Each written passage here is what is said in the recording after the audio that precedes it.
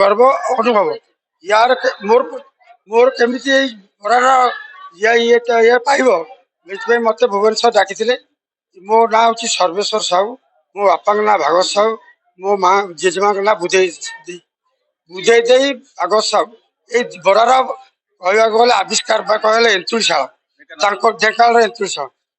ये बराटा आविष्कार होती कालक्रमे 1938 मसीह जो कलेक्टेड आरंभ है ता भर गोटे कैंटीन देकर आम बापा दुकान कले आज सुधा 20-26 पर्यटन ये कैंटीन कलेक्टेड भितर अच्छी 1960 मसीह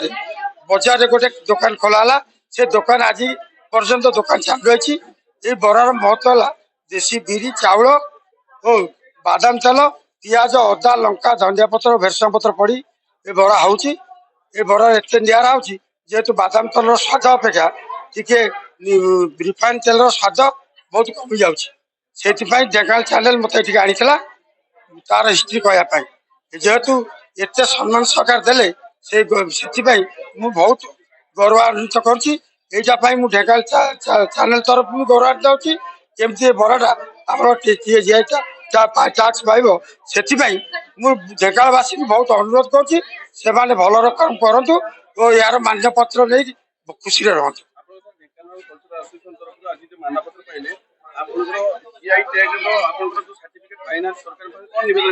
सरकार कहूँ आम यहाँ केमती दि जाऊ आम 100 वर्षर गोटे कलावृत्ति जेहेतु सम्मान पाँच ओडिशा रे समस्ते बेपार समस्ते ढेंकानालवासी चिन्हुंट जेहेतु ए कला प्रति आप आग्रह कर कि सरकार तरफ जहाँ योजना थी कि तार अनुदान कि कौन कले जेहेतु कलाकार बंची जेहेतु ये बरा सारा विश्व भी दरबार भी प्रचारित हो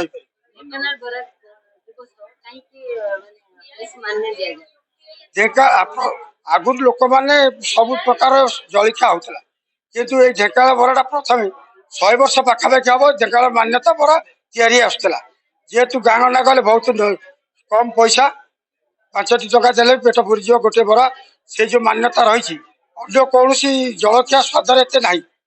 किंतु जिते कालक्रमे रेट बढ़ी जाऊँगी बरार मान्यता बढ़ी जाऊँगी ना से बराटार सब चाहिदा अच्छी।